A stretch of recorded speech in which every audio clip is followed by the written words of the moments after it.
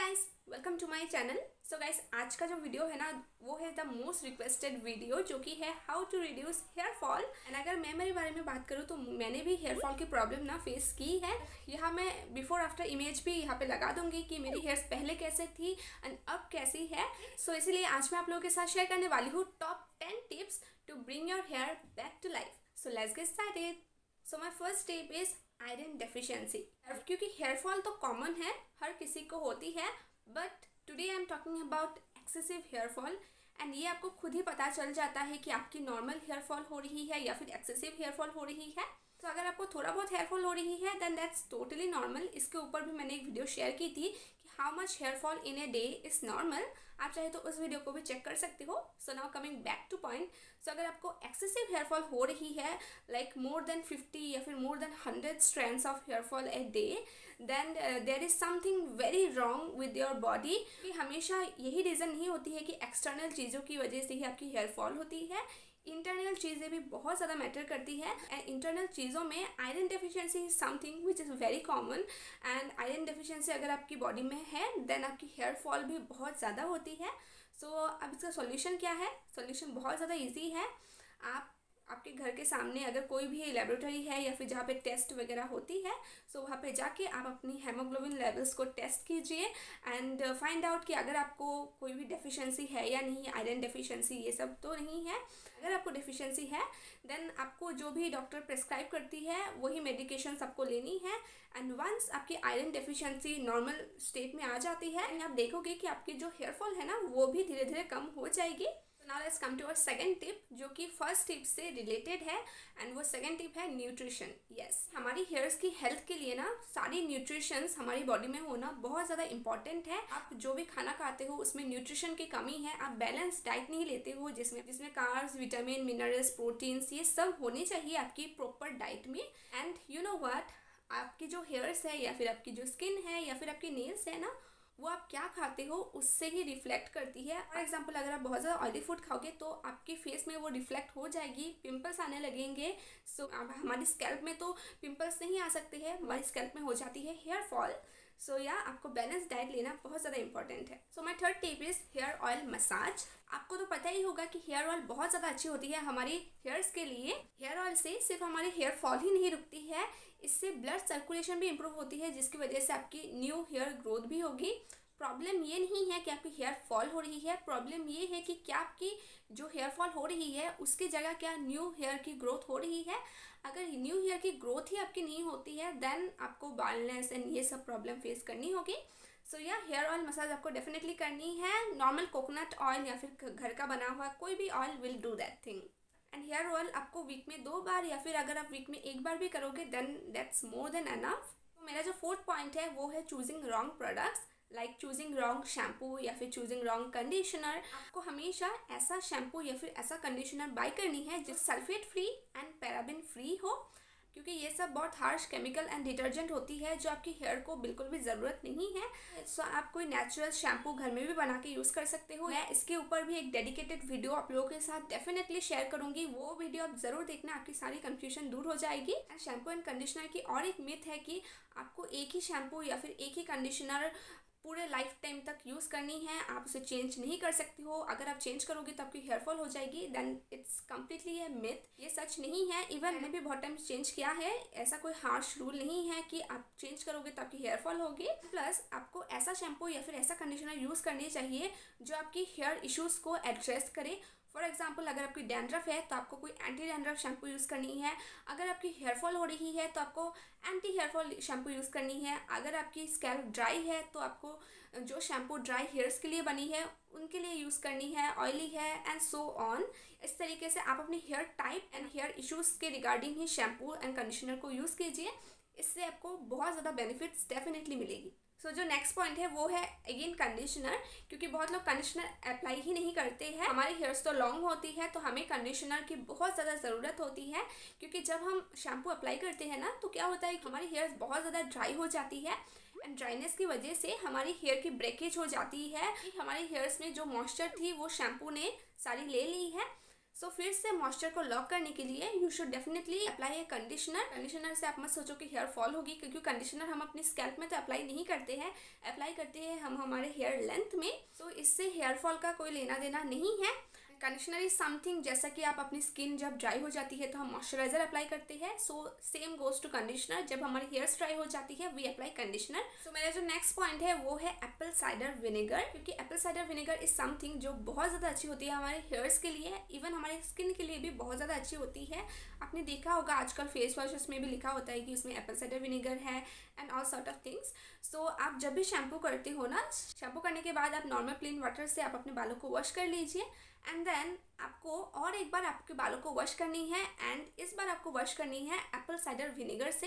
एक मग पानी लीजिए एंड इसमें आप 2 to 3 टीस्पून आप एप्पल साइडर विनेगर की मिक्स कीजिए एंड फिर आप अपने बालों को एक बार इससे वॉश कर लीजिए। सिर्फ पानी आप अपने बालों में पोर कर दीजिए एंड दैट्स इट। ये आपकी हेयर हेल्थ के लिए तो बहुत ज़्यादा इंपॉर्टेंट है।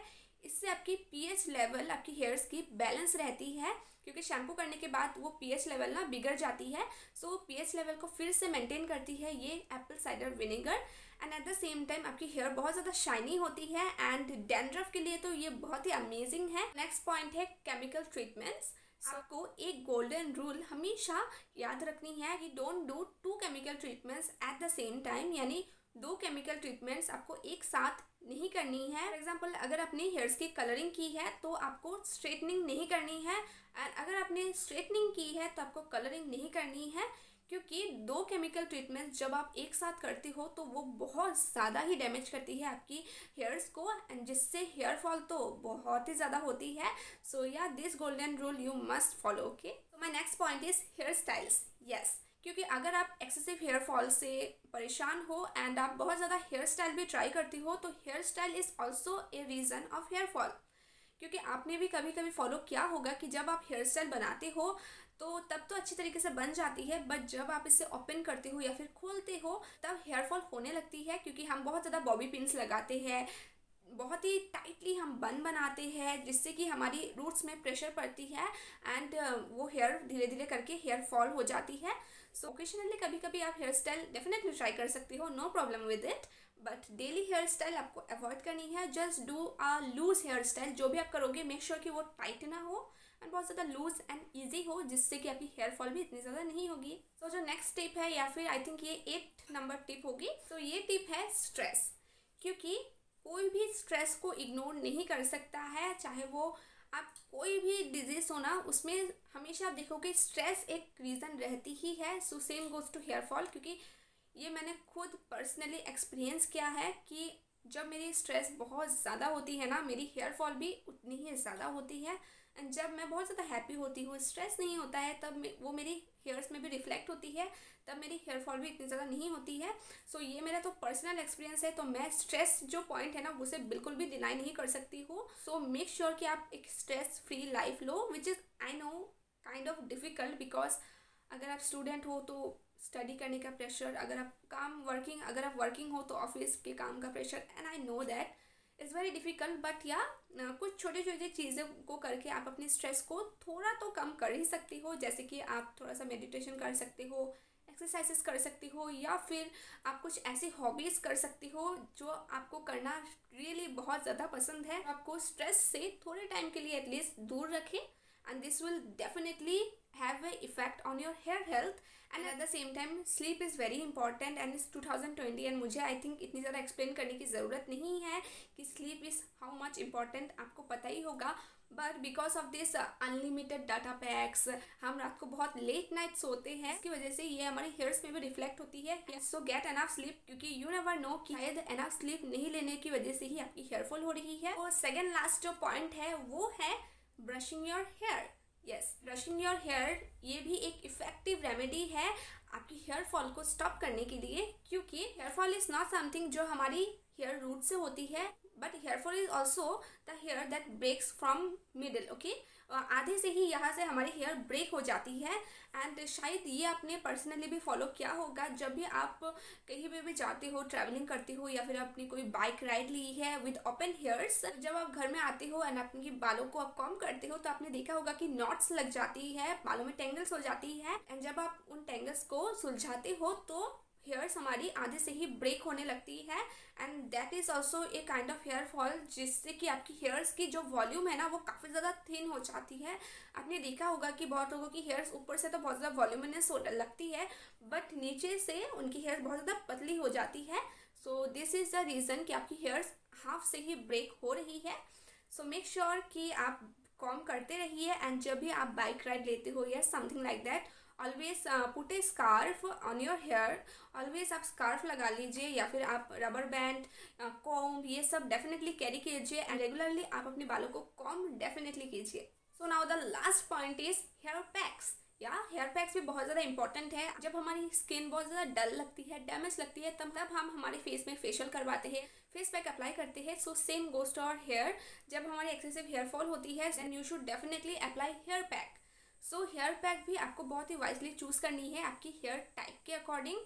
फॉर एग्जाम्पल, अगर आपकी हेयर बहुत ज़्यादा ड्राई है एंड आप अप्लाई कर रहे हो हेना एंड ऑल, जो आपकी हेयर्स को बहुत ज़्यादा ड्राई कर देती है, इससे आपकी हेयर फॉल में कुछ फ़र्क नहीं पड़ेगा। अगर आपकी हेयर ड्राई है तो आपको कोई भी मॉइस्चराइजिंग हेयर पैक अप्लाई करनी है, जैसे कि उसमें कर्ड होनी चाहिए, उसमें कोकोनट मिल्क होनी चाहिए, उसमें हनी होनी चाहिए and all sort of things. And same goes to अगर आपकी ऑयली स्कैल्प है एंड अगर आप अप्लाई कर रही हो उसमें और भी ज़्यादा ऑयल और भी ज़्यादा curd sort of things, then आपको बेनिफिट नहीं मिलेगी। आपको अगर आपकी ऑयली स्कैल्प है तो आपको यूज़ करनी है ना, आपको यूज़ करनी है कोई भी जो आपकी हेयर से एक्सेस ऑयल जो है ना उसे रिमूव कर दे, कुछ ऐसी पैक आपको अप्लाई करनी है। बट मेक ए पॉइंट कि आपको वीक में एक बार हेयर पैक ज़रूर अप्लाई करनी है। मैंने बहुत सारे हेयर पैक्स मेरे चैनल में शेयर किया है, तो यू कैन डेफिनेटली चेक। आपके पास जो भी इंग्रेडिएंट्स अवेलेबल है वही हेयर पैक आप डेफिनेटली ट्राई कर सकते हो। एंड हेयर से रिलेटेड मैं बहुत सारी वीडियोस बनाती रहती हूँ, आप मेरे वो वीडियोस भी देख सकते हो। लास्ट एक बात मैं आप लोगों के साथ शेयर करना चाहती हूँ जो मैंने इन सारे टिप्स में इंक्लूड नहीं की है, विच इज़ वाटर, जो आई थिंक आप लोगों को पता ही होगा। ये सबको पता है कि वाटर हमें पीनी है 3 to 4 litres a day and at the same time water से हम हेयर वॉश भी करते हैं। सो हेयर वॉश भी आपको रेगुलरली करनी है। अगर आपके हेयर्स बहुत ज़्यादा गंदे हो जाते हैं तो आपको तुरंत हेयर वॉश कर लेनी चाहिए। वीक में 2 times हेयर वॉश डेफिनेटली करनी है। आई नो अभी विंटर सीजन है एंड पानी को टच करने से ही करंट लगती है, I know that, but anyways आप थोड़ा सा बेयर कर लीजिए इससे। हेयर वॉश करने में आपको बिल्कुल भी कोई भी कॉम्प्रोमाइज़ नहीं करनी है, आलसी तो बिल्कुल भी नहीं होनी है। सो या that's it for my today's video. यही थे कुछ basic and very valid tips and tricks, बहुत ज़्यादा हेल्पफुल होगी आपके लिए, मेरे लिए तो बहुत ज़्यादा हेल्पफुल है। सो अगर आपको ये वीडियो पसंद आया है तो इस वीडियो को लाइक कीजिए, शेयर कीजिए एंड अगर आप मेरे चैनल पर नहीं है तो मेरे चैनल को सब्सक्राइब भी कर लीजिए, ऐसे और भी वीडियोस आगे देखते रहने के लिए। एंड सिर्फ लाइक शेयर सब्सक्राइब करने से ही नहीं होगा, इन टिप्स को भी आपको फॉलो करनी है, देन आपको डेफिनेटली अच्छे रिजल्ट मिलेंगे। सो मैं मिलूंगी मेरे नेक्स्ट वीडियो में। Till then take care, bye bye.